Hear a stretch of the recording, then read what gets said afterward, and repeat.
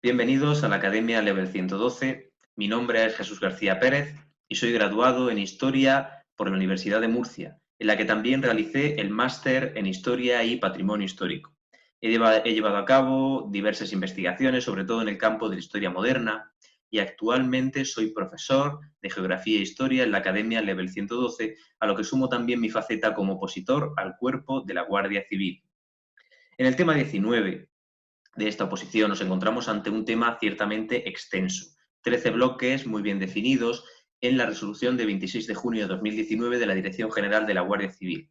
Un tema que sin duda numerosos opositores no abordarán, viéndolo como algo superfluo, aunque debo de deciros que nada más lejos de la realidad. No se trata de un repaso de la historia objeto de estudio de la ESO, ni de la historia objeto de estudio de bachillerato. Se trata de algo más allá. Si miramos todo el temario de la oposición con amplitud de miras, descubriremos que lo que pretende cada uno de los bloques del tema 19 es apuntalar nuestros conocimientos de la mayoría del resto de temas, es contextualizar los temas de legislación de esta oposición. Y a modo de ejemplo, deciros que no entenderemos igual las organizaciones internacionales si no abordamos desde un contexto histórico la sociedad y la política, tanto europea como universal, del siglo XX.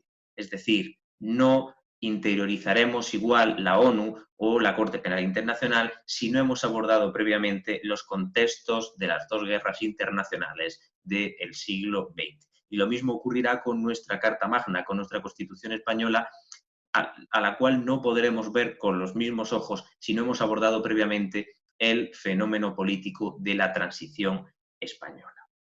Deciros con respecto al estudio de este tema como formador del mismo que mi consejo es que lo hagamos de manera estratigráfica. Se trata de un tema, como digo, muy extenso y que nos pide tiempo, nos pide una maceración, nos pide comprensión. De manera que mi consejo en este sentido es organizarnos en pequeñas dosis, pero muchas, el estudio de este tema. Una tarde a la semana, 40 minutos al día. En definitiva, como digo, pequeñas dosis, pero reiteradas, que nos permitan también descongestionar nuestra cabeza del estudio de la legislación y que, como decía, vayan contextualizando todo este marco que nos pide la oposición de la Guardia Civil. A modo de ejemplo, vamos a abordar el siglo XVIII en Europa y lo vamos a hacer desde un hecho histórico concreto. Un hecho histórico que cambiaría el mapa europeo y es la Guerra de Sucesión Española.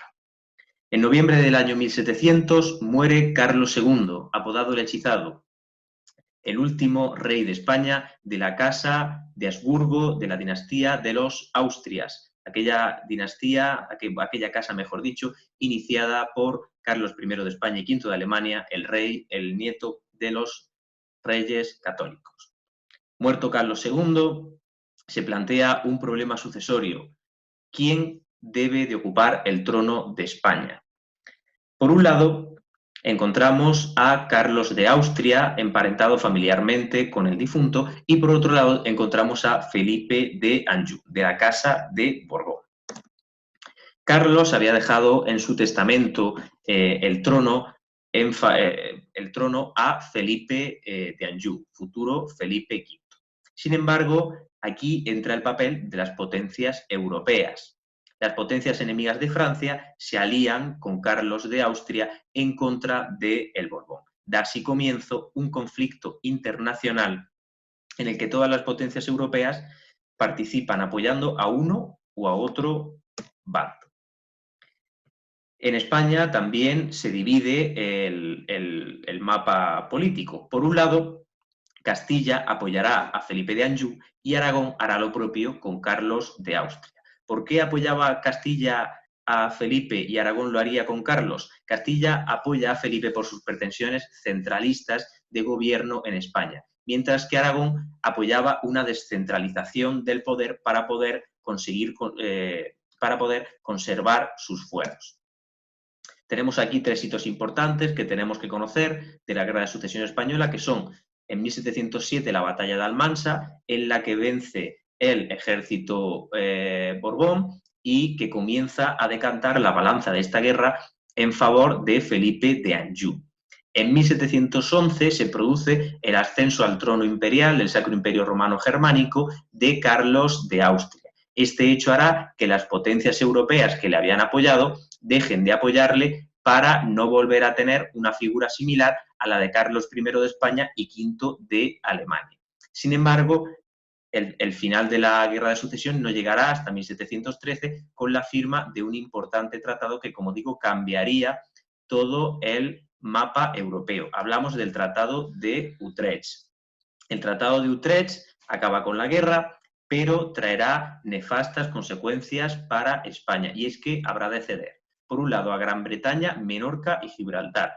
Todos sabemos que Gibraltar sigue perteneciendo a Gran Bretaña, así como tierras en América y el asiento de negros, que no era otra cosa que el monopolio del tráfico de esclavos en América. Por otro lado, España también habrá de ceder sus posesiones europeas a Austria, hablamos de los Países Bajos, Flandes, el Milanesado, Nápoles y Cerdeña, y a Saboya, a la que cedió Sicilia.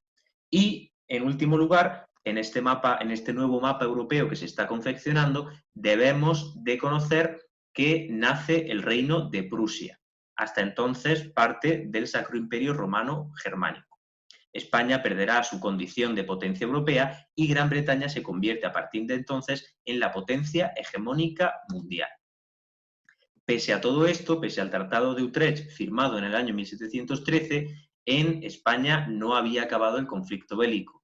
Y es que la guerra no termina hasta que en 1714 se somete a Cataluña, que se resistía a perder sus fueros e instituciones ante el nuevo modelo de centralización de Felipe V.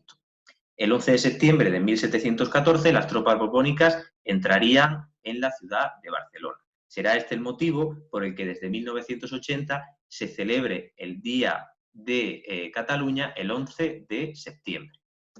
Con esto terminamos este rápido repaso a la Guerra de Sucesión y esta pequeña intromisión al tema 19, como digo, tan importante en la oposición al cuerpo de la Guardia Civil.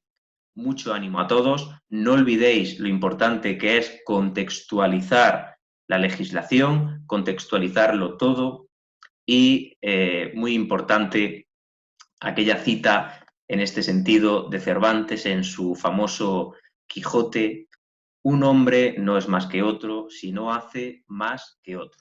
En esta oposición tenemos que ser los mejores. Mucho ánimo y a por la 126 promoción de la Guardia Civil.